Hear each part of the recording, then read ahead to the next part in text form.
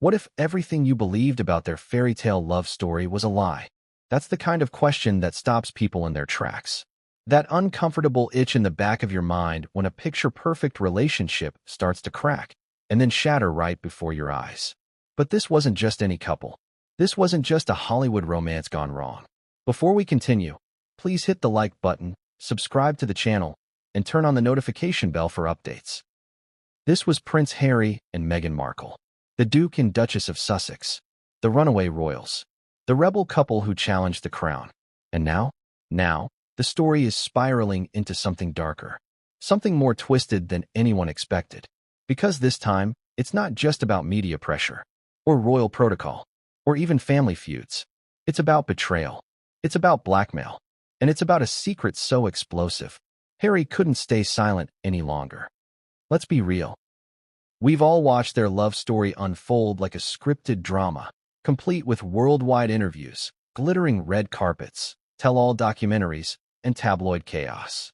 From their first public outing at the Invictus Games to their exile in California luxury, Harry and Meghan gave the world a masterclass in modern royal rebellion. But behind that curated Instagram feed, behind the public statements and Netflix deals, there was something brewing. And this time, it boiled over. The royal alarm bells. Now here's the question no one dared ask in public, until now. Why would Prince Harry, a man who defended Meghan against his own family, risk it all to end the marriage now? Let that sink in. He gave up royal duties. He lost military titles. He distanced himself from his own brother, his own blood. All for her. So what changed? What did Harry see, read, or hear that made him do a complete 180? Because, as sources close to the royal inner circle revealed just days ago, Prince Harry has officially filed for divorce. Quietly, strategically, and with a plan that even Meghan didn't see coming. But what triggered it? That's what we're going to uncover. The breaking point. We've been tipped off that a private investigator, hired months ago by someone shockingly close to Harry, uncovered a breadcrumb trail that led to a betrayal deeper than mere infidelity. No, this wasn't about cheating. It was about secrecy, control, manipulation, and most disturbing of all, a hidden plan that allegedly involved Meghan working with someone inside the royal family to secure a long-term power move, with or without Harry. A double cross, a Trojan horse, a royal game played with ruthless precision. And Harry? He found out in the most devastating way imaginable. We'll get to that. But first, let's rewind. Because to understand the betrayal, we have to understand the bond. The illusion of the bond. The perfect romance, or the perfect distraction. Remember when they got married? The 2018 Windsor Castle wedding was marketed like a global peace treaty. It was the monarchy's answer to modernity.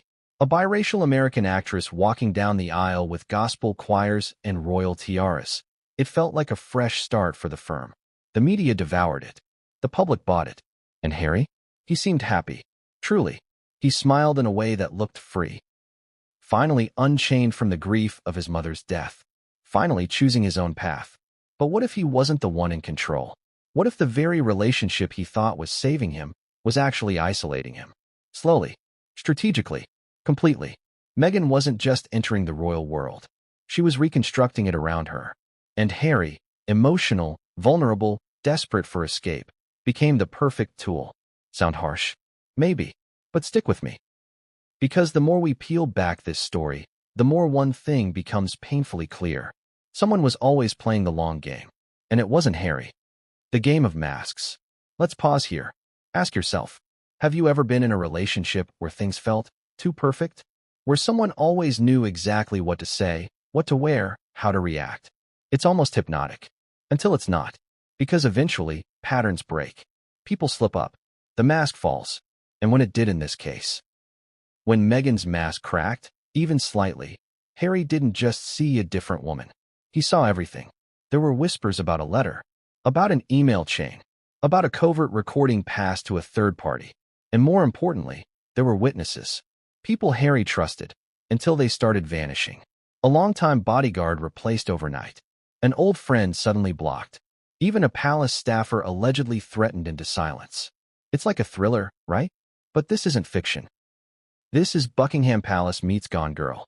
And now, it's unraveling faster than anyone imagined. The silence before the storm. Why didn't Harry say anything sooner? That's the million-dollar question. And the answer is haunting. Sources say he did try. He confided in Prince William once. The conversation didn't go well. In fact, it reportedly ended in yelling, slammed doors, and security stepping in. The brothers haven't spoken since. Then came the failed reconciliation trip to Balmoral. Then came the accidental leak of private texts. Then came the blackmail. Yes, blackmail. Because someone close to Meghan allegedly warned Harry. Back off, or everything goes public. All of it. All of what? That's what we'll explore next. But imagine being Harry. Trapped. Torn. Wanting to protect his children. Wanting to protect his legacy. And yet, every move he made was being watched. Every step calculated. Every silence weaponized. Until he couldn't take it anymore. Until he called his lawyer. Until he decided, this ends now. Why this matters now? Let's zoom out. This isn't just about a messy divorce. This is about power. About public image. About who controls the story and who gets silenced. It's about how love, loyalty, and lineage collide in the most dangerous way possible behind palace gates. And it's about a man, once the world's favorite prince, finally finding the strength to walk away from the illusion. To tell the truth, no matter the cost. Because once we dive into what triggered the divorce filing, it's not just Meghan's role that gets questioned. It's the entire machine behind her. Hollywood, Netflix, the tabloids, even certain royal figures. They all have something to lose. And Harry? He's already lost everything. So now, he has nothing left to protect but the truth. And that's when things get dangerous. Mini cliffhanger ending. Because just when Harry thought he had control, just when the documents were signed and the plans were in motion, he received one final message. No sender, no return address, just a short note and a single photo. And what was in that photo? Let's just say it changed everything. What if the person you love the most wasn't even the one writing to you? That's the gut punch Prince Harry took the moment he found the letter. Not a confrontation, not a screaming match, not even an argument. Just silence. And paper. And words he couldn't unsee. This wasn't some formal document. It wasn't typed or sealed or handed over by a lawyer. No, this was handwritten. Delicate. Emotional. Meant to look personal. But it wasn't addressed to him. And that was the beginning of the end. The accidental discovery. It started innocently enough. Harry had been looking for one of Archie's lost toys. A small plush fox Meghan had bought during their trip to Canada. Archie refused to sleep without it. The house was unusually quiet that day. Meghan had taken a phone call in the garden. Lilibet was napping. The nanny had the day off. So Harry, barefoot and half distracted, found himself rummaging through one of the antique chests Meghan used for storage. He wasn't snooping. He wasn't suspicious. But sometimes, life doesn't wait for your permission to reveal the truth. When he lifted the lid and moved aside a stack of photo albums, a manila folder slid to the side. Inside, buried beneath old notebooks and travel brochures, was an envelope. Cream-colored. Elegant script. No postage stamp. No return address. But the handwriting on the front? It was unmistakable. It said, "For M." No date. No salutation. Just that one ominous marking. And when Harry opened it, everything changed. The words that undid it all. He read it once. Then twice. By the third time, his hands were trembling. The tone was affectionate. Familiar. It wasn't angry. It wasn't accusatory. It was intimate. But it wasn't from Harry. And it definitely wasn't about him. Phrases like, "I kept my promise." "He suspects nothing." "Once the titles are secure, we'll go quiet for a while." "You always said patience would pay off." And you were right. Who was this letter meant for? And more importantly, who had written it? There was no signature. No initials. But the handwriting was distinct. And it wasn't Meghan's. That alone would have been unsettling. But it wasn't just the letter. It was the second envelope tucked behind it. That one was signed by someone Harry hadn't spoken to in 2 years. A blast from the past. Let's back up a second. There's one person in Harry's life that's rarely mentioned anymore. Someone who used to be a part of his trusted circle. Someone who vanished from public view just as Harry and Meghan were cementing their departure from the royal family. Her name? Caroline Butler. She wasn't a household name. But behind palace doors, she was one of Harry's most trusted confidants. A former communications officer turned private advisor. The kind of person you only kept around if you valued silence and survival. She had left her position shortly after the Sandringham summit. Quietly. No fuss. No leaks. Just disappeared. Until now. The second envelope bore her name. To H, from CB. This letter was dated 3 months ago. And what it contained. That's what shook Harry to his core. The confession. In Caroline's words, written in meticulous handwriting, she laid out everything she had been holding in. She had wrestled with guilt, she said. She felt responsible for letting things go too far, for not speaking up sooner, for enabling Meghan's rise within the royal system without fully grasping what was going on behind the scenes. But then Caroline dropped the bomb. Harry, I know you love her, and I know she gave you an escape, but she's been working both sides. And one of them isn't yours.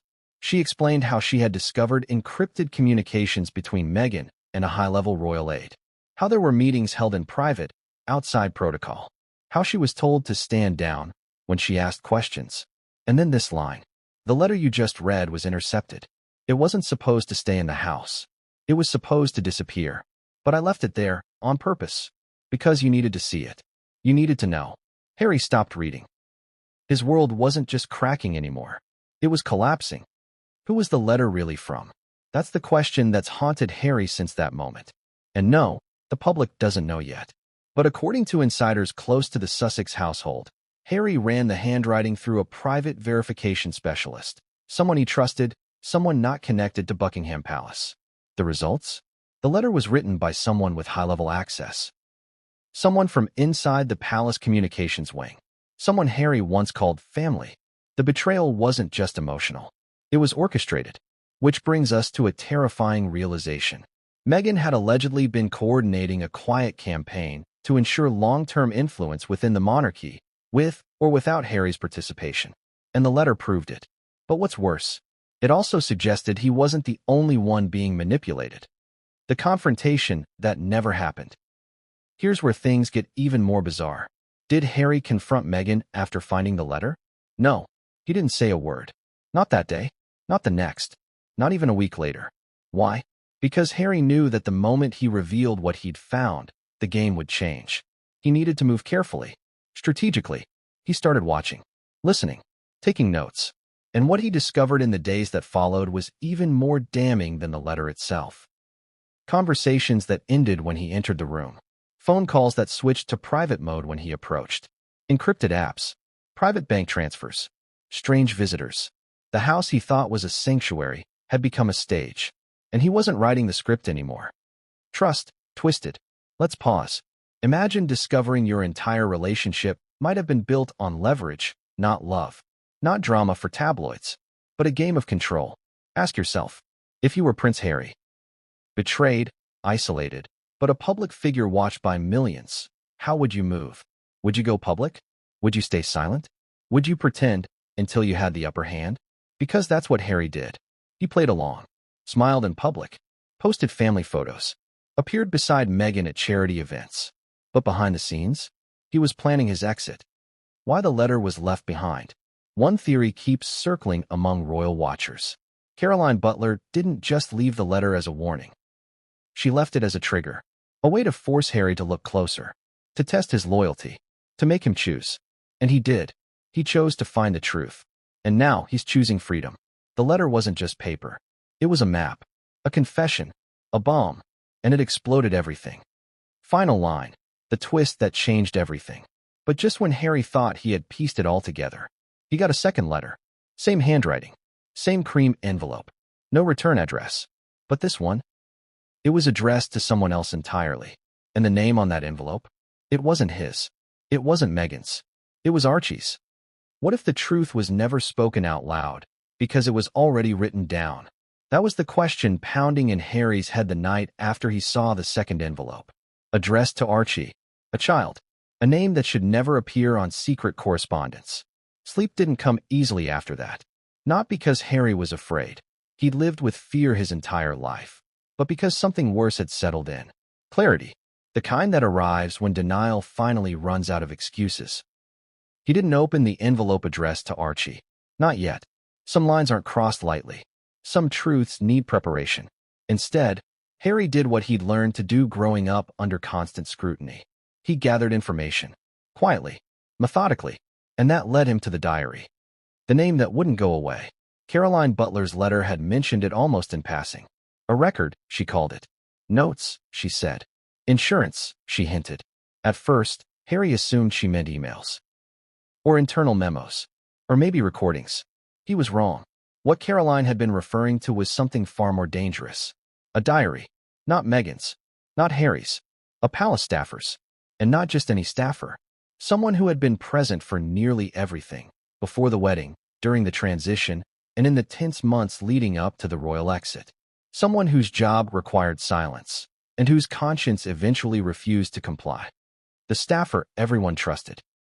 The staffer's name doesn't appear in the press. Not yet. And for good reason. Let's call her E. E wasn't flashy. She didn't attend galas. She didn't give interviews or pose for photos.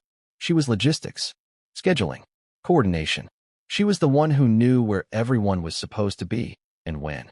She handled travel plans, private meetings, guest lists, and sensitive communications, which meant she saw everything. And she wrote it all down, not to expose anyone, at first, but to protect herself. Why the diary existed. Here's something most people don't understand about palace life. Nothing is ever truly informal. A casual conversation? Logged. An off-the-record meeting? Scheduled under a different name. A last-minute phone call? Still traceable.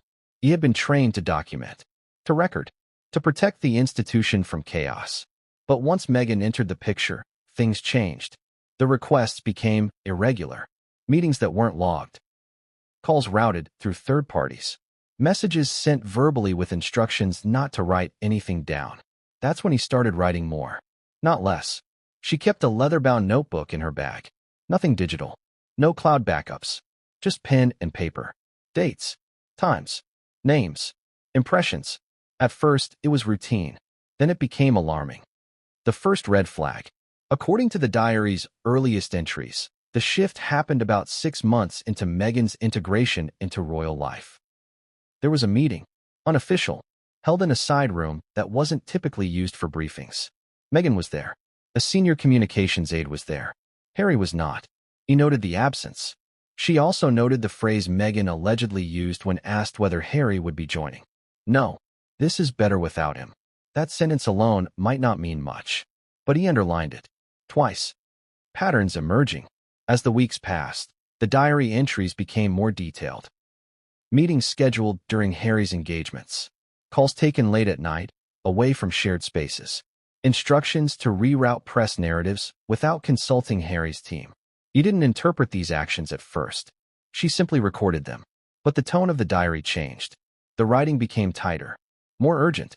One entry read, "She speaks of the marriage like a vehicle, not a partnership." Another mentions leverage. Says timing is everything. And then this.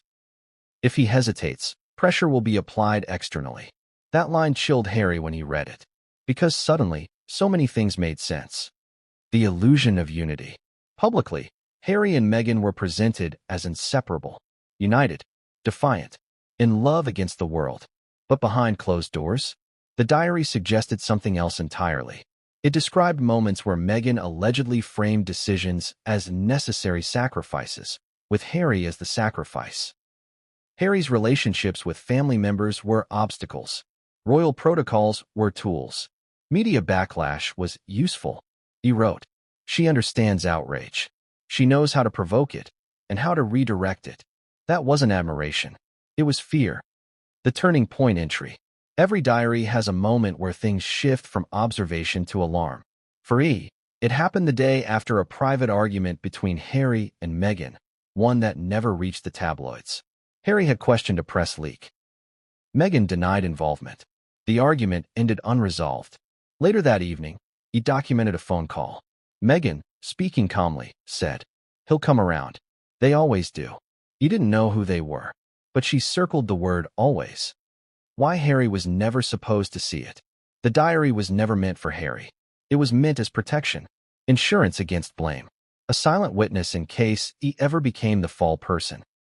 And when she decided to leave her position, she didn't take it with her. That was the mistake. Or perhaps the plan. Because before he left, she made copies. And one of those copies ended up with Caroline Butler. Harry reads the diary. Reading the diary wasn't dramatic. There was no shouting, no tears, just stillness. Page after page, Harry saw moments from his own life reframed through someone else's eyes. Conversations he thought were private. Decisions he thought were mutual. Arguments he thought were resolved. All documented. All contextualized. And all pointing toward a conclusion he didn't want to accept. That his role wasn't equal. It was instrumental. The most disturbing entry. Toward the back of the diary was an entry that made Harry stop reading entirely. It was short, deliberate. Children strengthen the position. Public sympathy increases. Titles make everything permanent. No names. No explanation. Just strategy. Harry closed the diary. And for the first time since his mother died, he felt something unfamiliar. Not grief. Not anger. But betrayal without ambiguity. The question no one wants to ask. Here's the question hanging in the air now. If a palace staffer, trained to observe without judgment, felt compelled to document this much, what else was happening? And who else knew? Because he wasn't alone. The diary referenced others. Briefly, carefully. Staffers who expressed concern. Advisors who were reassigned. Warnings that went unheeded. It painted a picture of a system that noticed the problem and chose silence.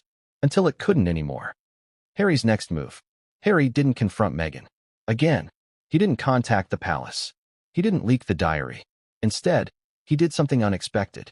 He reached out to someone he hadn't spoken to in years. Someone outside the institution. Someone who knew how narratives were built and dismantled. And when that person read the diary, their response was immediate. This isn't a marriage issue, they said. This is a control issue. And then they asked Harry a question that changed everything. Do you want out, or do you want the truth? Harry didn't answer right away, because just as he was processing the diary, just as he was beginning to understand the scope of what had been happening, his phone buzzed. One new message. From an unknown number. It contained a single sentence. You're not the only one with copies. What if the one person who could fix everything no longer trusted you to tell the truth? That's what Harry had to wrestle with as he stared at the phone in his hand. He didn't dial it right away. He didn't even know if the number still worked. But when you've reached the end of everything you thought was real, when the letters, the diary, and the lies have torn your world down, there's only one place left to go. Home. But here's the problem. What if home is the very place you fled? A silence that stretched for years. Harry hadn't spoken to his father in over 7 months. Not directly, anyway. There were birthday messages, a forwarded letter from palace staff, a tense Christmas card exchange, signed, not handwritten, but no real conversation, and definitely not about this. How do you start a conversation with your father when the last time you saw him, he asked if you were being manipulated, and you laughed, and now? He might have been right. That's the kind of silence that rots you from the inside. But Harry didn't have a choice anymore. Because if the person who sent that text, "You're not the only one with copies," was serious, then everything he was trying to manage quietly was about to go nuclear. The call that shouldn't have happened. It was just after midnight. Lilibet was asleep.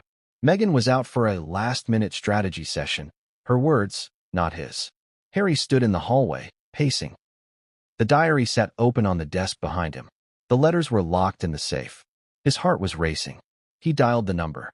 And for 5 rings, nothing happened. Then a click, a rustle, and the voice of King Charles III, low, gruff, tired. Harry. Not son. Not my boy. Just Harry. It was both better and worse than he expected. A conversation years in the making. There was silence for a moment. Not awkward. Loaded. And then Harry said something he never thought he'd say again. I think I need help. There was no immediate response. No rushing to judgment. No triumphant, I told you so. Just quiet breathing on the other end. Then, finally, what changed? And just like that, the dam broke. Harry began talking. Not like a prince. Not like a man. But like a son, raw, confused, betrayed. He told his father about the letter. About Caroline Butler. About the diary. He didn't mention Archie's envelope. Not yet. Some cards were still too painful to play. As he spoke, he expected anger, frustration, even disbelief. What he didn't expect was fear. Not for Harry, but from Charles. The king's shocking response. When Harry finished, Charles didn't hesitate. He said, "I've known. Not all of it, but more than I wanted to." Harry was stunned. Charles explained that there had been warnings, not directly about Meghan, but about patterns, movements, media manipulations that mirrored previous scandals within the family. There had been a briefing 6 months prior, internal, quiet, about long-term reputational threats. Meghan's name wasn't used, but it didn't have to be. Charles hadn't acted, not because he didn't care, but because interfering with Harry's marriage would have triggered another war, and the monarchy couldn't afford another war. So he stayed silent. Until now. The real reason Charles took the call. But here's where the conversation took a turn. Because Charles revealed something that made Harry's blood run cold. 2 weeks earlier, Charles had received an unmarked envelope. Inside, a photo of Harry, at home, taken from a distance. In the background, barely visible through a window, was Meghan. The note attached was brief. "You're backing the wrong horse." That wasn't a threat. It was a warning, and a challenge. Charles had dismissed it, thought it was paparazzi mischief or a prank. But now, it felt like a part of something far bigger. Someone was orchestrating something, and both Harry and Charles were pawns. The tapes mentioned for the first time. Here's where things escalated. Charles asked a question Harry wasn't prepared for. "Have you heard the tapes?" Harry froze. "What tapes?" Charles paused. His voice dropped. "There's more. Conversations. Meetings. Not just diary entries. Not just letters." Harry was stunned. Apparently, during the final days before Harry and Meghan's departure from royal life, someone, likely a private palace ally, had begun recording conversations. Not for exposure, for protection. And some of those recordings contradicted public narratives. Dangerously so.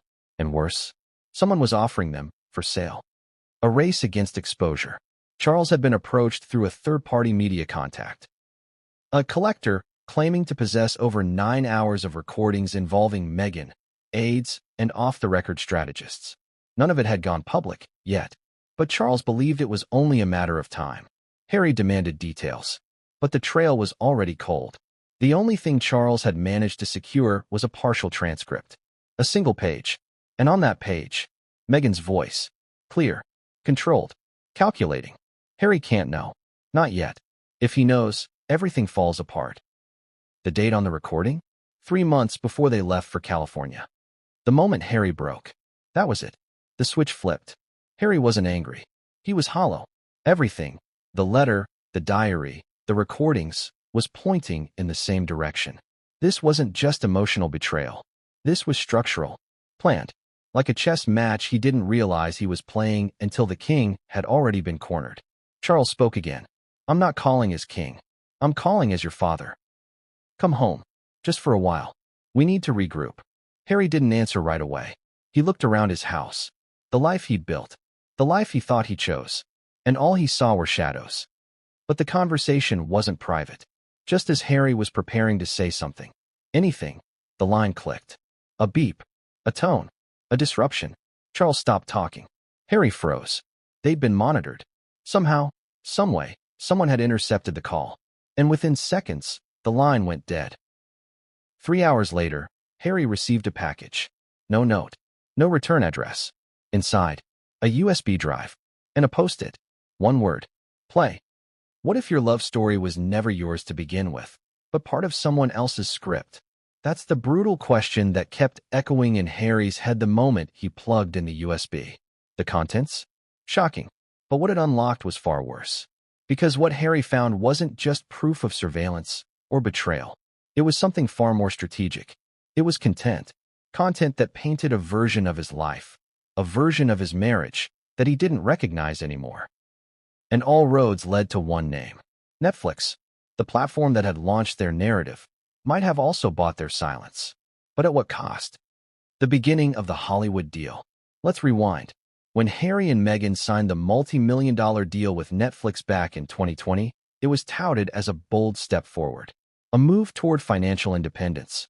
A way to tell their story on their terms. A triumph of authenticity over monarchy. That's what we were told. But behind the curtain? The deal was less about storytelling and more about leverage. According to leaked emails Harry stumbled upon in recent weeks, emails never shown to him during the negotiation phase, the initial proposal had several redacted clauses. standard NDAs, creative freedom, revenue splits. But one clause stood out, labeled innocently as long-term control framework, Tier 4. Harry didn't remember seeing it before, and for good reason. Because according to a private legal analyst he consulted, that clause was buried inside a supplemental addendum Meghan signed solo, on a separate trip to Los Angeles. Without telling him what the clause actually said. Let's get specific. The clause in question outlined the following. In the event of reputational disputes, platforms shall retain rights to narrative curation and final editorial discretion over content associated with subject parties. In plain English, if Meghan and Harry had a falling out, or if scandal erupted, Netflix could continue shaping the story in whichever direction served the platform, as long as Meghan remained in partnership. Harry, meanwhile, had no such guarantee. His role was that of a narrative entity, not a co-producer. And he was never told the redacted truth. Here's where it gets even more twisted. The clause was not part of the contract Harry signed. Meghan had signed a private continuity agreement with an additional producer, someone from her former Hollywood circle, weeks before the final Netflix deal was formalized. The intent? To protect her control in case the royal story arc diverged. And now, with the marriage unraveling, that clause could kick in, meaning Netflix could still use Harry's image, voice, likeness, and life story, even if he divorced Meghan. Because technically, he had already consented to representational narrative use under the initial branding, and Meghan had locked it in. Without him, the unfinished cut. So what was on the USB? A rough cut, unreleased, titled, Beyond the Crown, Meghan's Truth. It was never meant for Harry's eyes. It wasn't even complete. But what it contained? Scenes he didn't remember filming. Private moments captured through microphones he didn't know were active. Conversations selectively edited. And worse, footage of Meghan speaking directly to camera, alone. No script. No prompts. Just raw monologue. I protected him for as long as I could. But the truth always has a price. There were things even Harry didn't understand, and maybe never will. Some people see marriage as love. Others see it as strategy. Those quotes weren't hearsay. They were on camera, and Netflix had them. How did they get this footage? The production notes answered that question. During the Sussex's docuseries shoot, extra cameras had been installed under the guise of secondary coverage. Normally, these would be cleared post-production. But in this case, Meghan had reportedly authorized a separate team to continue gathering B-roll content for future use. A source inside Netflix, speaking anonymously, later told a UK journalist. It was clear early on, this wasn't just a documentary. It was an insurance policy. And Harry? He had no idea what this meant for the divorce. Harry now faced a devastating paradox. On one hand, he needed to move forward with the divorce. But on the other, the very act of divorcing Meghan could activate the clause and unleash the content. Netflix, as the holder of the rights, wasn't legally required to consult him on future content decisions. And with Meghan's partnership still active, they could frame any narrative they wanted, even if it wasn't true, even if it was emotionally destructive, even if it meant portraying him as unstable or worse. The internal battle. This was where Harry broke down. He wasn't worried about the headlines. He was worried about his kids. What would Archie and Lilibet see 10 years from now? A father silenced by lawyers? A man edited into a stranger? A villain in someone else's redemption arc? It wasn't just about image. It was about identity. Because Meghan hadn't just taken control of their public life. She had outsourced it. And now the gatekeeper was a streaming giant with billions of dollars and zero emotional investment in the truth. A glimmer of hope. But there was one name in the production notes that caught Harry's eye. Ava Byrne, an assistant editor. A woman Harry remembered meeting briefly on set. Kind, sharp, quiet. She had once handed him tea between takes and whispered, "This can't be easy." At the time, he thought it was small talk. Now it felt like a lifeline. Because Ava had left Netflix 6 months ago, abruptly. No announcement. No scandal. Just disappeared. But in a private folder on the USB, there was a final note she left behind for someone. Possibly herself. Possibly Harry. It read, "They think they own the story, but I made copies. If you're reading this, find me before they do." The cliffhanger. Harry closed the laptop.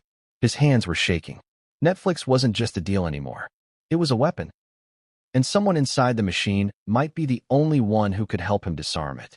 But as Harry prepared to leave the house, to try to find Ava Byrne, his phone rang. Unknown caller. He answered. A familiar voice. Calm. Cold. Stop digging, Harry. You're about to make the same mistake your mother did.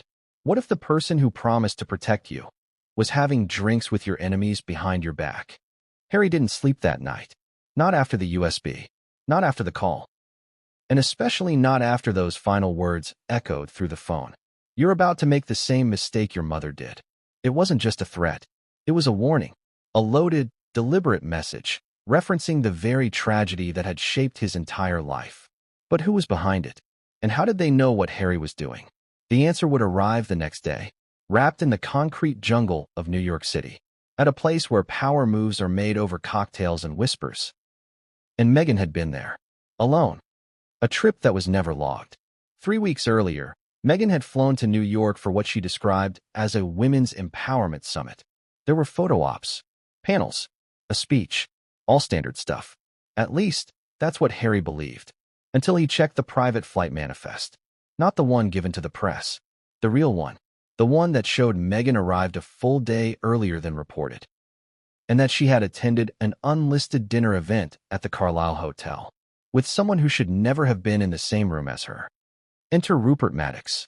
Rupert Maddox, former editor-in-chief of one of Britain's most notorious tabloids, a man directly involved in publishing dozens of smear articles about Meghan during her early royal days. A man publicly labeled as toxic, dangerous, and persona non grata by the Sussex PR team. And yet, there he was, on the guest list. Same table. Same night. With Meghan. No aides. No Netflix cameras. No press. Just quiet conversation and tight smiles in a back corner booth, witnessed by 3 people Harry later tracked down. The most damning of whom was a junior hotel server who remembered one sentence crystal clear. We need to control the next act, before he does. Harry's confrontation. When Harry brought it up, Meghan didn't deny it. She didn't even flinch. She simply said, I was protecting us. From who? Harry asked. Her response? From you.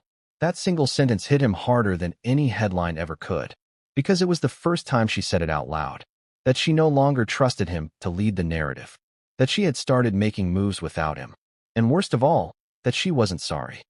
What really happened that night? Here's what Harry pieced together from multiple sources, some who requested anonymity.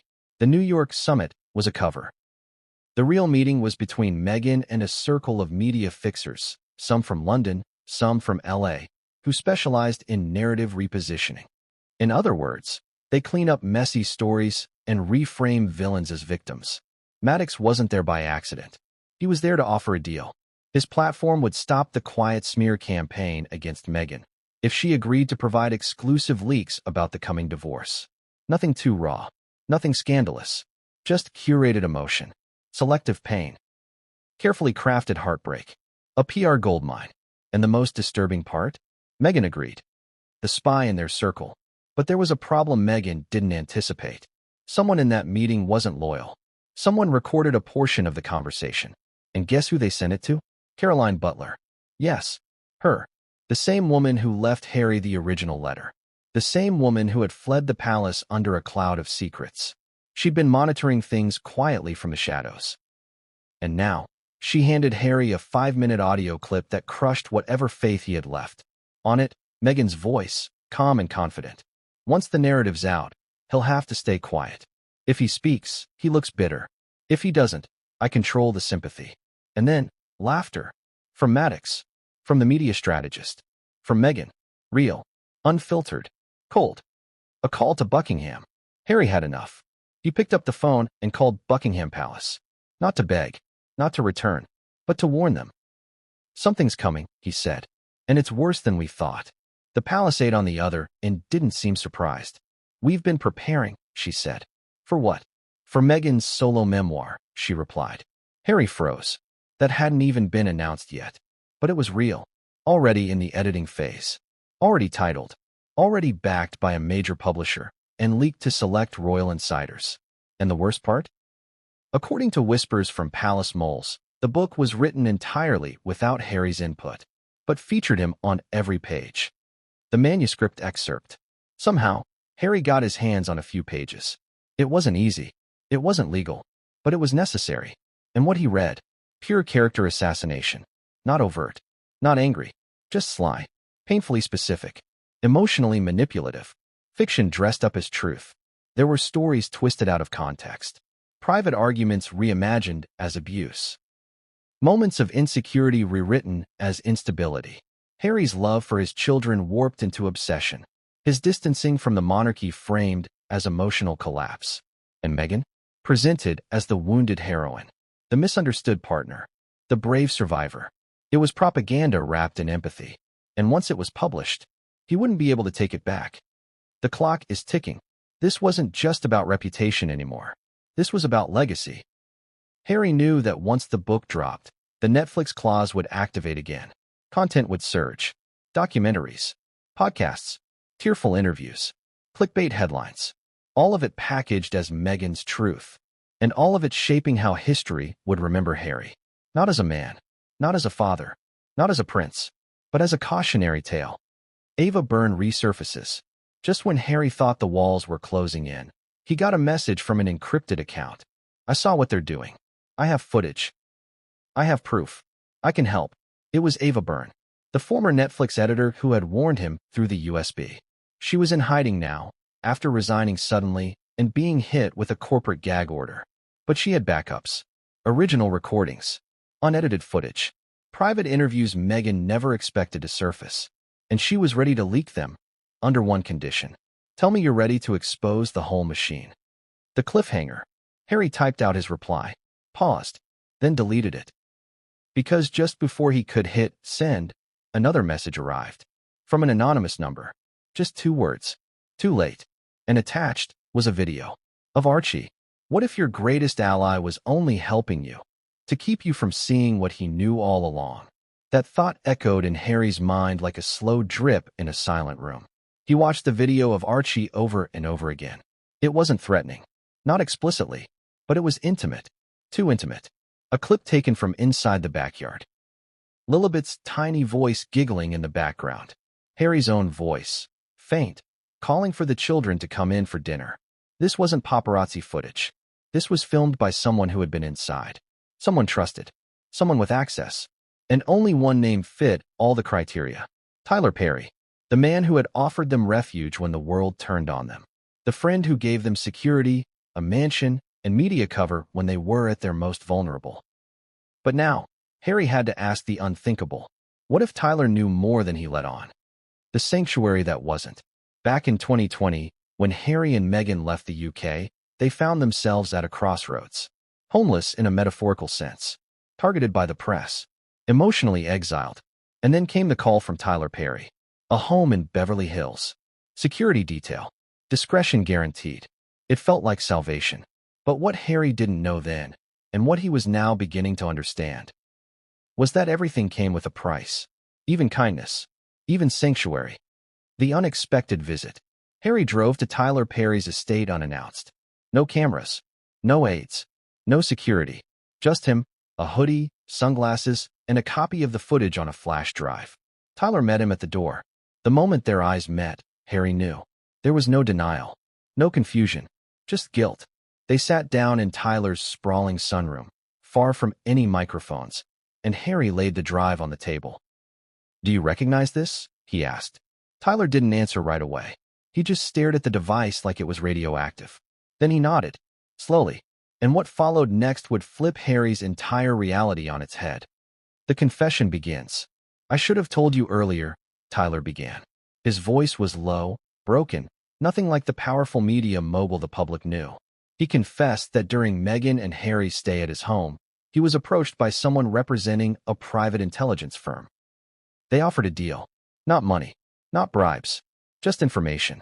In exchange for passive access, security logs, household schedules, camera feeds, the firm would provide Tyler with intel on media threats, press movements, and potential safety breaches for the couple. It was framed as a favor, a shield, a safety net, and for the most part it was. Until it wasn't. The surveillance spiral. The firm. who Tyler refused to name but hinted had connections in both British and American intelligence circles, initially kept their promises. They alerted Perry to paparazzi moves, blocked drones, intercepted tabloid scoops. But over time, their questions changed. They began asking about conversations, private disputes, financial negotiations, Harry's mental health. Tyler insisted he never gave them audio, never allowed recordings. But when Harry showed him the footage from the backyard, Perry's shoulders slumped. "I didn't know they kept access after you left," he whispered. And then came the real confession. The insurance meetings. While Harry and Meghan were staying in his home, Tyler Perry hosted 2 private meetings. Meghan was present. Harry was not. The topic? Narrative security. How to preserve her image if things turned. How to maintain control over the story, even if the marriage ended. How to use Harry's emotional vulnerability as a buffer against media backlash. And yes, Netflix was mentioned.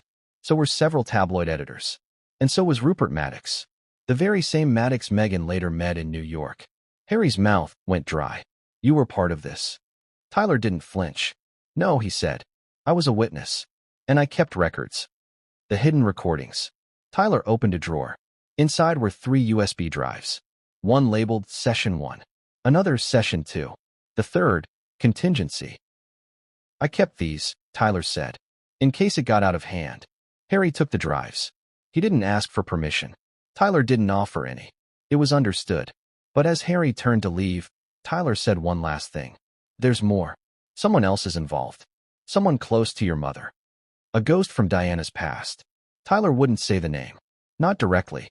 But he described a man. A media advisor, once connected to Diana, who had gone silent after her death and re-emerged quietly in Meghan's circle. Not in public. Not in photos. But always present. Behind the curtain. Harry had heard whispers, rumors, speculations. But now it was real. This man, this fixer, as Tyler called him, had orchestrated more than just media narratives. He had allegedly brokered early talks between Meghan and certain streaming executives before she even met Harry. Back when she was still on Suits. Back when royal branding was just a hypothetical concept. And if that was true, then none of this was accidental. The deal before the love. This was the moment Harry's world tipped sideways. Because if Meghan had been planning a media empire before they ever locked eyes at that blind date in London, what did that say about everything they built? About their whirlwind romance? About their marriage? Was it all sincere? Or was it structured? Designed? Tyler didn't have the answers. But he offered one last piece of advice. "Talk to the fixer," he said. "But be prepared. He knows how to break people down." The cliffhanger. That night, Harry sat alone in his Montecito study, USB drives piled in front of him. He didn't cry. He didn't scream. He just opened his laptop and began searching for the fixer. But before he could finish typing, a new message appeared on his screen. Not an email, not a notification. Just 3 words blinking in a private window. "We see you." What if the one moment that was supposed to stay private became a weapon in someone else's hands? Harry had endured betrayal, manipulation, blackmail, but nothing prepared him for the sinking, stomach-churning dread that came with seeing his child's name on a global news ticker. It happened on a Thursday, a day that should have been routine. Backpack, shoes, morning cereal, a quick goodbye, away from the school gate. That was it. Except this time, the day ended with sirens, cameras, and a headline that wasn't just cruel. It was a lie, but behind that lie, a blueprint, a calculated move. And once again, Meghan was nowhere to be found. The incident. It began at lunchtime. Archie had gotten into a minor scuffle on the playground with another student. Nothing serious. No injuries. Just 2 little boys fighting over a soccer ball. The school handled it quietly. No suspensions. No drama. Just a note sent home to parents to encourage kindness and mutual respect. Harry never even saw the note. Because before it could reach him, TMZ already had the story. The headline that sparked it all. By 3 p.m., the headline was everywhere. Breaking: Prince Harry's son escorted out of school after violent incident. Sources say royal family is concerned. What followed was a media frenzy. Paparazzi at the school gates. Dozens of camera crews lining the sidewalk. Reporters shouting questions at 5-year-olds. The story twisted everything. Suddenly, Archie had attacked another child. Suddenly, there were multiple complaints. Suddenly, Harry was unfit to parent. It was cruel. It was fake. And Harry knew instantly this was planted. The question was, by who? And why now? The security footage. Harry immediately contacted the school's principal. The footage was clear. No aggression. Just a tumble. Two kids getting tangled and falling over. Both laughing moments later. The victim was Archie's closest friend. Their parents? Furious. Not at Archie, but at the press. They hadn't spoken to anyone. So how did the media know? Because someone had tipped them off before the incident even occurred. And that's when Harry knew. This wasn't journalism. It was sabotage. Connecting the dots. Harry made calls. He spoke to his private security team, then to Caroline Butler, then to the private investigator working discreetly behind the scenes. Within 24 hours, they had a name.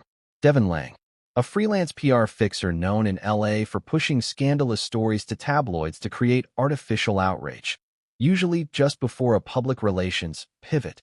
And guess who had recently hired her? Meghan's new media consultant. Meghan's strategy. According to internal emails leaked to Caroline, Meghan's PR team was preparing a reputation relaunch campaign to distance her from Harry, portraying herself as a victimized mother forced to choose between her safety and her children's stability. The Archie incident, it was never about the playground. It was about framing Harry as unstable, distracted, and emotionally reactive just before the divorce announcement. The plan was simple. Leak a false story about Archie being mishandled. Show Harry reacting with anger and panic. Position Meghan as the calm, nurturing parent who takes the high road. It was cruel. It was calculated. And it almost worked. Until Harry flipped the script. Going public, Harry's way. Harry didn't leak the footage. He didn't rant on social media. He didn't lash out. Instead, he called a surprise press conference. No advance notice. No flashy backdrop. Just Harry, in front of a blank wall, looking directly into the camera. His message was short. Measured. Dead serious. My children are not pawns. I walked away from a royal life to protect them, not to watch them be used in a media circus. What happened yesterday was a lie, and I won't stand for it. He showed the real footage, explained the manipulation, named no names, but made the point clear, and the world listened. The public shifts. For the first time in months, the tide began to turn. Headlines softened. Prince Harry breaks silence, fights back against false story about son. New footage proves Archie playground claim was fabricated. Public figures rally behind Harry after tabloid attack on children. Celebrities tweeted support. Parents praised his restraint. Even royal watchers, normally skeptical, acknowledged the truth. But Harry didn't feel relief.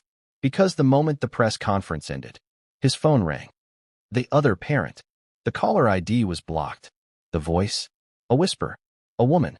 Shaken. Conflicted. She introduced herself as a former client of Devin Lang, someone who had once paid for a similar PR takedown against a co-parent in a bitter custody fight. But that wasn't why she was calling. She had seen the Meghan campaign strategy document. She had read the talking points, the backup plan, the contingency clauses, and one phrase in particular made her sick. Archie can be used once. Lilibet must remain off-limits until Phase 2. She didn't know what Phase 2 was. But she thought Harry should. Then she hung up. The black bag in the driveway. That night, Harry returned home to find a small black duffel bag left at his gate. No note. No sender. Inside, photos. Printed. Dozens of them. Archie at school. Harry at the grocery store. Lilibet in her car seat. Private moments. Unfiltered. Zoomed in. And tucked inside the folder? A contract. And signed. From Devin Lang's firm. With one line highlighted. Client. M. Markle. Harry took the photos. The footage. The contract. He placed them in a sealed envelope and headed to his lawyer's office. But before he left, a message popped up on his laptop. This time from Ava Byrne. She'd found something. Something buried deep in the Netflix archives. A deleted scene. Never aired. Never released. But in it, Meghan said 6 chilling words. If he ever turns, I'm ready. What if the royal tour that never happened was the one that could have changed everything? Australia, the land of reinvention. Where royals go to test their popularity, prove their value, and, if lucky, ignite a new chapter in their public life. It had worked for Diana. It had worked, briefly, for William and Kate. And for Harry and Meghan, it was supposed to be their comeback. A 10-day multi-city tour across the Commonwealth's most media-hungry region. Charity appearances, indigenous community visits, dazzling evening galas, and wall-to-wall press coverage. This was the trip that could have solidified them as power players, separate from Buckingham, bigger than the crown. But it never happened.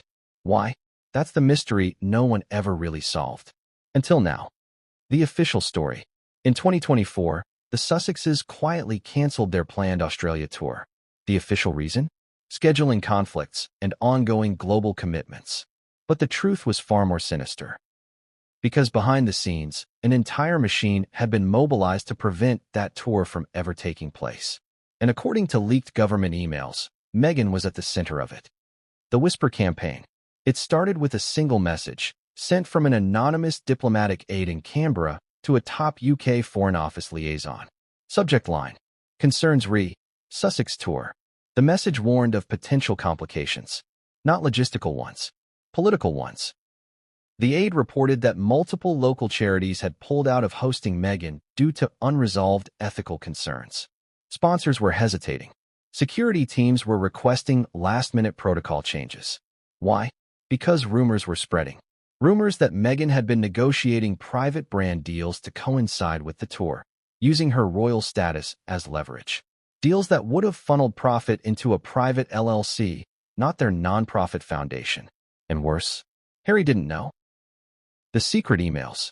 Harry first learned of this from Ava Byrne, again. She had dug into old Dropbox folders used by the Netflix team to coordinate press for potential upcoming Sussex projects. Buried in a subfolder labeled South Pacific Assets was a series of emails forwarded from an account belonging to Meghan's business manager. They were addressed to luxury hotel chains, skincare brands, and a private aviation company. The subject lines were polite, corporate, but the content was damning. We'd love to explore co-branded content opportunities while in Sydney. Duchess will be available for one-on-one photography at select events. Security must be managed through our team. We will not require embassy clearance unless necessary. This is strictly off-record. H is not involved in these conversations. That final line, that was the knife. When the palace found out, what happened next was a rare moment of royal unanimity.